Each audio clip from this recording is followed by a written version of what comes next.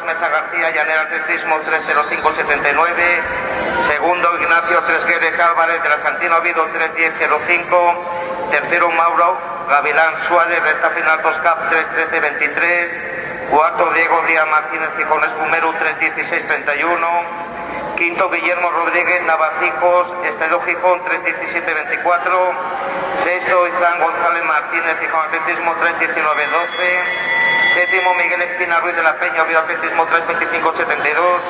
Octavo, Mario Vélez Cáceres, recta final 2CAP 32666.